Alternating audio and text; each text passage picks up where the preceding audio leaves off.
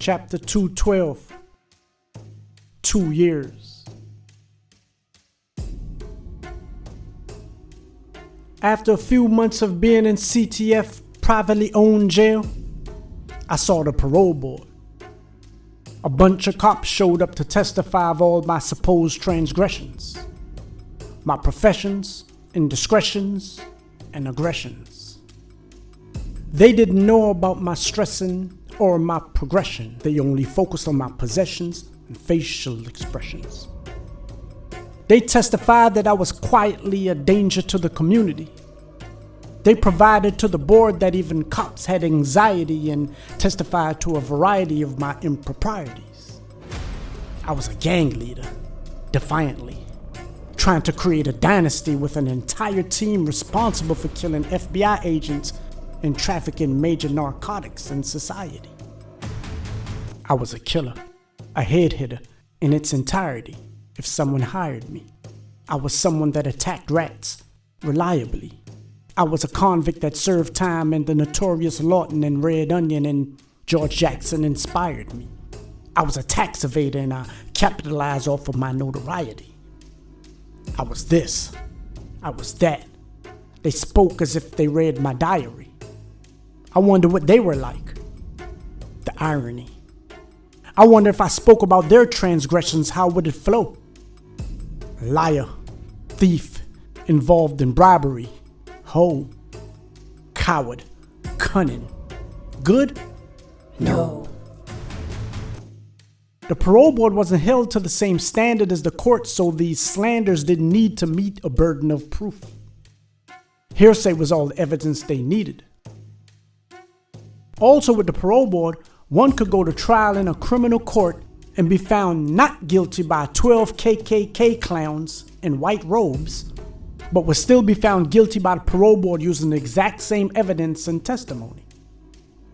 Their criteria was based on preponderance of the evidence, not reasonable doubt, meaning just being in the presence of any contraband is a violation, even if the contraband belonged to someone else and that someone else claimed responsibility for the contraband.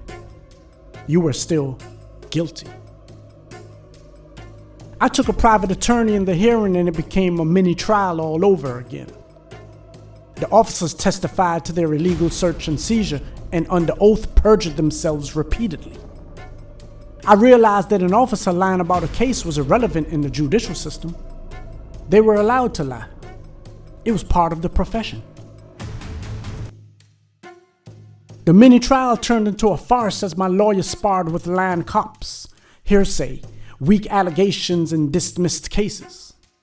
She had to fight them accusing me of escaping multiple murder accusations in the 80s, racketeering and murder charges in the 90s, and now federal ecstasy and gun charges in the 2000s. And even with all this bullshit, I was still only facing a 24-month parole violation. I was ultimately found guilty on all counts: possession of an unregistered firearm and even possession of the ecstasy. I was sentenced to 2 years with 19 months time served. I had 5 months left for my release date.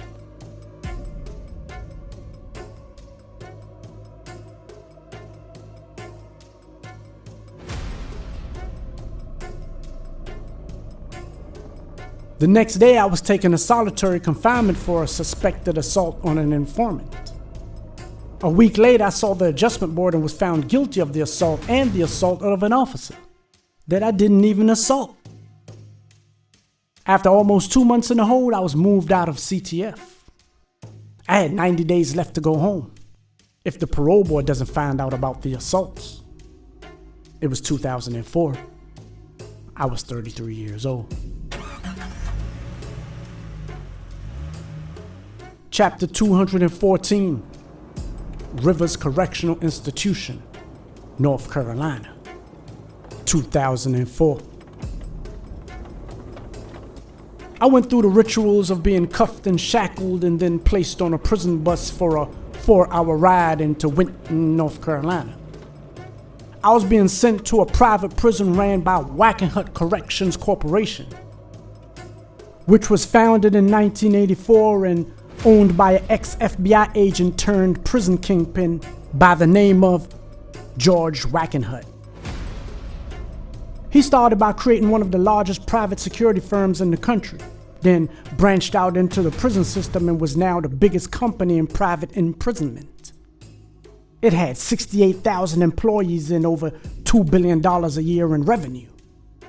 It began trading on the stock market in 1994. After millions in liability because of lawsuits from prisoners being underfed, beaten to death by guards, killed by other prisoners, and drug usage, Wackenhut was sold for $573 million to the Geo Group, a Danish company. The Geo Group had prisons in America, Australia, South Africa, and the United Kingdom. They had expanded their prison network internationally into countries that CCA wasn't in, and they were building new prisons every month in America. The Geo Group and CCA Private Prison Group were competing to see who would have the most human beings in their possession, with whoever keeping the most humans confined, their shareholders and CEOs would receive large bonuses. Before Wackenhut changed the name to the Geo Group, they had built this 1,200-bed prison in Winton, North Carolina, deep into the woods on top of a swamp. They received a 3-year contract with a 7-year option for $327 million to house DC prisoners and immigrants. After Lawton closed, DC prisoners were pretty much considered immigrants as well. We had no home. We were being shipped all across the country, from Florida to New Mexico, from California to Ohio. Youngstown, Ohio CCA prison, where I was held 6 years prior, had just lost a $792 million contract for 4 years, with options to extend it up to 10 years to house over 2,000 inmates. They lost that contract to Geo. It was lost because of our actions while we were there. Lawton prisoners had destroyed CCA's reputation. These competing businesses also conducted business with each other. If one had too much inventory, human beings, they would contract with the other to hold the overflow until the other created more space. The trading and housing of human beings was big business, and I was a part of this, consciously subjecting myself to being a physical slave because I was chasing after fast money that led to a slow death. The money came fast but left even faster. Once I got to the prison, I had homies waiting for me as soon as I got out of R&D with food, clothes, and artillery. I only had 90 days left to go home, but I wasn't excited. Any day I was expecting the parole board to revoke the release because of the assaults at CTF. Within a month on the compound, conflict started between the youngsters from Kennedy Street and the Muslims. I was asked by both sides, especially from my homies, to stay out of it. Specifically because I had less than 60 days left to go home and some of them had decades left. No matter how bad a conflict, most convicts want to see the next man go home. Most men didn't want to see another man stuck in prison when he had a chance to be free. I was wrestling with my mental in this situation. I didn't want to see any of my homies hurt, but I was also good friends with a few of the Muslims also.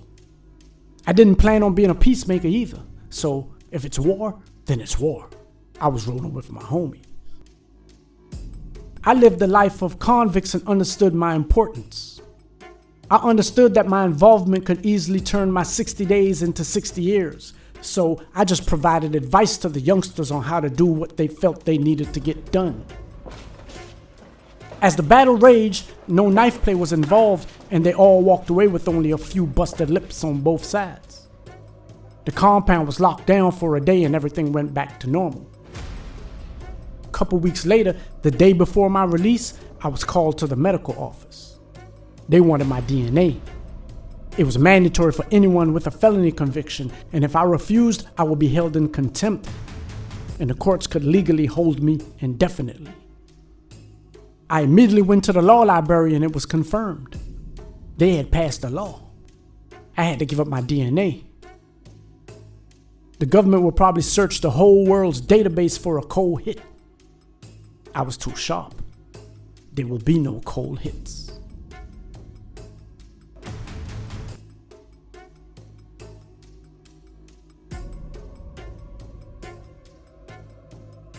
The parole board never found out about the assaults because my counselor never sent the disciplinary reports to them. At the time, I didn't know that she was married to one of my homies. She tore them up so I could get released. I was released on November 17th, 2004, 2 years after I was arrested. I had just completed my 3rd prison stint, my 3rd bid. I now had almost 14 years under my belt. I was 33 years old.